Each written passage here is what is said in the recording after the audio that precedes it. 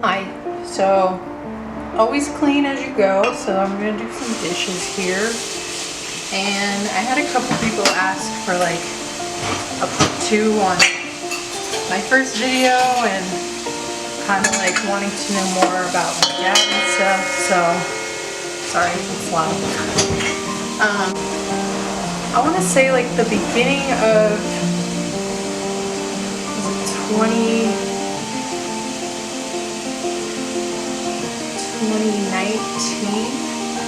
yeah, 2019, literally in January, I was living with my dad, and every day he would come home from work. He did construction and carpentry work, and he would always say like, oh, I forgot this at work, I forgot that, like I'm losing my mind and I don't know what's wrong with me. So I was kind of like, well, I don't know, I didn't really know what to say, because I just felt like maybe he was stressing himself out and work was stressing him out. He was always tired, so maybe he was just tired because he worked so much. I didn't know. So a couple of months go by and he starts just acting really different, like very forgetful. I don't want to say hostile. He was more, I guess, negative over silly things, like I didn't know how to help him with his iPad or something, and he would just get super upset about it. More than, he would never do that. He didn't really care. He would just, normally he'd just be like, okay, whatever, I don't need it. But yeah, he would just, I don't know, he would just react very differently than he normally would. And he just wasn't acting like himself. That year my sister got married, and he was telling me, like, she got married in April, and I want to say maybe around February or March, he was telling me like, oh, I don't know if I'm gonna go. I feel like if I go, I'm gonna fall. And I was like, what do you mean? Like, you have to go. You gotta walk her down the aisle. And he was just being so strange, and he would never do that. He loved us a lot, so he'd be the first person at the wedding. I mean, he didn't want us to get married because, I mean, what dad really supports who you're dating all the time? I mean, he supported it, but, you know, we were his little girls, so we were growing up too fast. But yeah, so he just kept telling me like, I don't think I'm gonna go, and I was trying to plan with him because I was gonna drive him, because he didn't feel, at this point he didn't feel safe driving, and I understand that.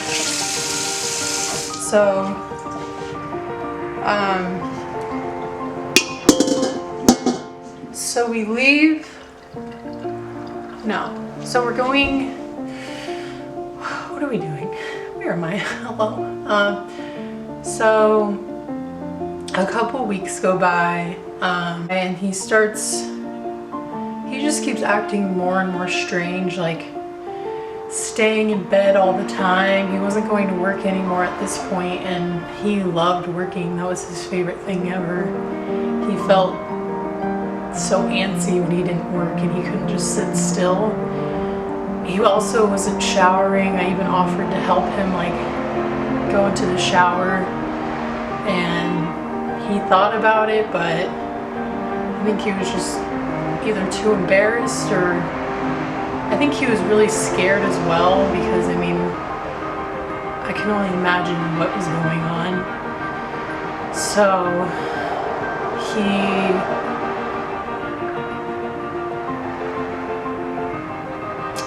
was at my grandma's house at this point because I don't know. I had gone there because him and I, in the beginning, weren't getting along very well, and I don't know, I just felt kind of smothered at the time, which now, of course, I feel really bad for, but, you know, it was like that teenage year where you're like, oh, I don't want to hang out with my parents, which is awful, but, yeah, so he ended up coming to my grandma's house, and he was sleeping on the couch because it was hard for him to go upstairs at this point. He started using his cane a lot. He used to have a cane because he had really bad back pain from working. So, yeah, he was outside. I was at work. I used to work at In-N-Out. But yeah, he was outside, and I guess he tripped or something on the porch, and the porch at my grandma's house is very high, and it leads into this like slope of grass that kind of goes downhill, and I guess he almost fell off the porch. Thank God he didn't, but at that point he was really bad. This was after the wedding also, so he went to the wedding. At that point he was, sorry, this is all over the place, but he went to the wedding. So from let's say February, and then the wedding was like early April, mid-April. He, at that point, wasn't really having conversations. It was hard for him to speak. And I used to be a caregiver, so I kind of, now I see all the different things that were going on that I didn't notice at the time. But now I kind of see it because with my residents, it was like, I saw it all happening in such a slow pace, but with him, it was all within like 4 or 5 months. It was like nothing. So from February to April, he wasn't really talking. He was having trouble walking. He did walk down the aisle, which is good. I'm happy he did. And sorry, I don't want to cry.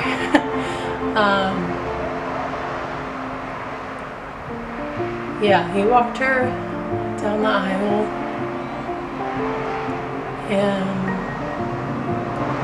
before the wedding, we were all taking pictures because it was like the pre-wedding photos, and she wanted to wait for my dad to see her, so he was kind of sitting off to the side. So when I was done taking photos, I went and hung out with him, and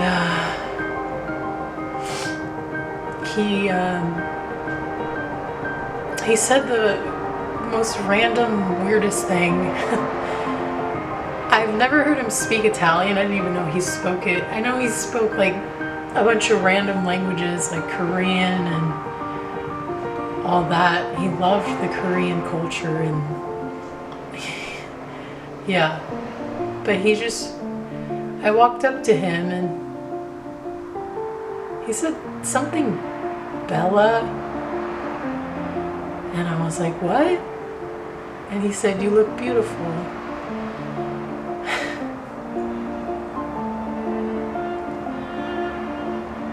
Yeah. And with caregiving, I've kind of noticed that when they're not doing very well, they'll start speaking either their former or birth language, which is very interesting. I don't know why that's a thing, but that's what I've noticed. And from there, it was kind of just went downhill. We got back, and I think a week or two later, that's when he fell. And so we were going to the hospital every day. Took like a month to even figure out any information at all. They did MRIs, CAT scans, spinal tap, all that. And the spinal tap is when we found out it was the Creutzfeldt-Jacobs disease. And they didn't even believe it at the time because it's such a rare, uncommon thing. Okay, sorry, my camera was dying, so I just heard it click and I was like, what the heck? So yeah, at that point it was just so hard to believe. And my mom's a nurse, so she was there with us the whole time. And at this point she was in Arizona, I think. And I told her, and she's like, there's no way. There's no way. Like, I don't believe you. I don't believe them. Like, tell them to show you the paperwork. Like, there's no way. Because at this point, they told me, like, at most he had was, like, 6 months. So I was kind of, like, in shock and, like, freaking out at the time. And, I mean, I was with her. I was like, there's no way.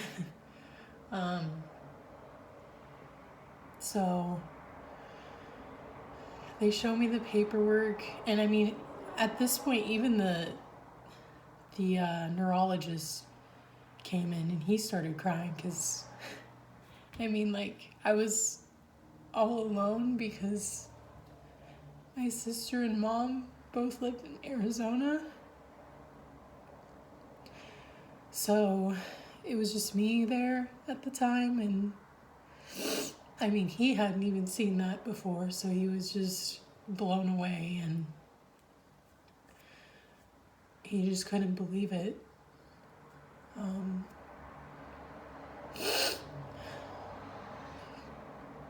And it was so crazy to see because, you know, your dad is like such a strong person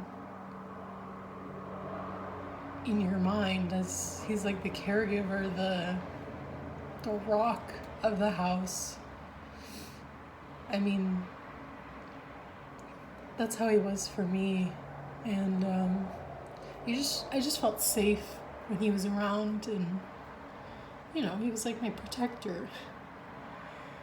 And just throughout the months, seeing what he was going through, it was horrible. He had occupational therapy, physical therapy, speech therapy, and I wish I knew what I knew now so I could help him myself. I have so many stories about this. This could go on forever, but I remember one day I was at the hospital visiting, and he started getting up, and he couldn't walk on his own at this point, so I'm trying to call for a nurse, and no one's coming. And I mean, I get it now because there's so many patients in the hospital that, I mean, it's crazy. At the time, I was super frustrated, but being a caregiver, I mean, it's not the same, but it's a lot of work. And I appreciate everything the nurses and doctors could do because he was comfortable. And that's all I could really give him.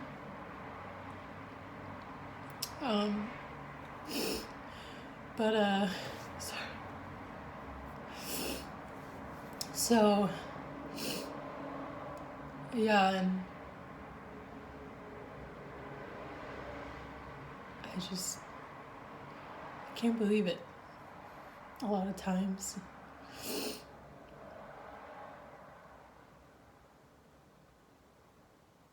It was so sad. And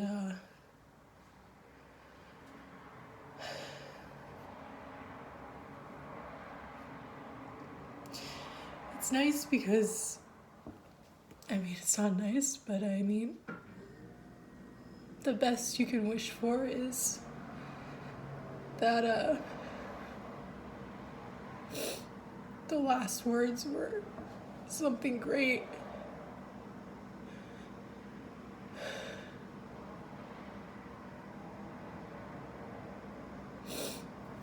Sorry. To this day, his last words were, "I love you."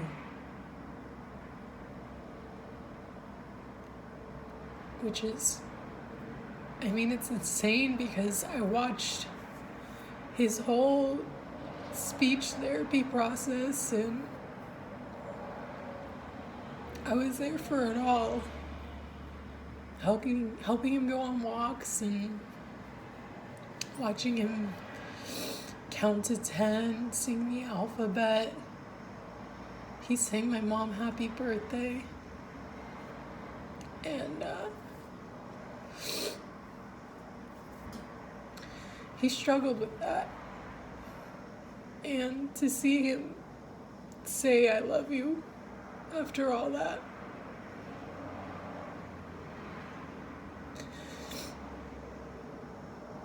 that's how much he meant it. I'm sorry. I didn't mean for this to be a cry fest. I just wanted to make some bagels. At least after this, there's something to look forward to with some bagels. Yeah.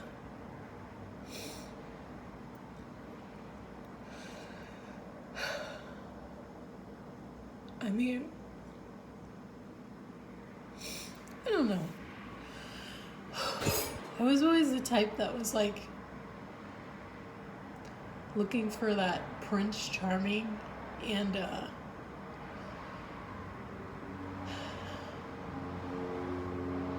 he definitely set a high standard for what I should find in a man, because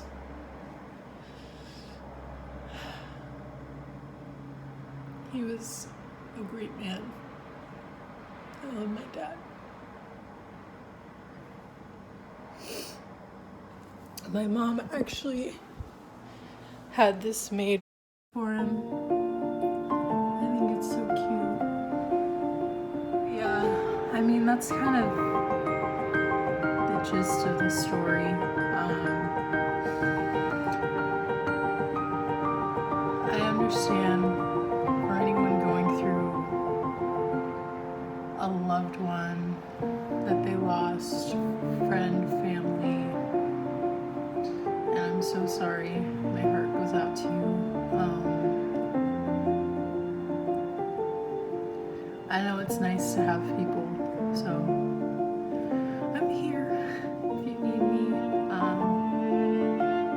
It's nice when you know someone that kind of went through the same thing. It helps a lot, because sometimes you'll go through something and you're like, am I crazy? Am I losing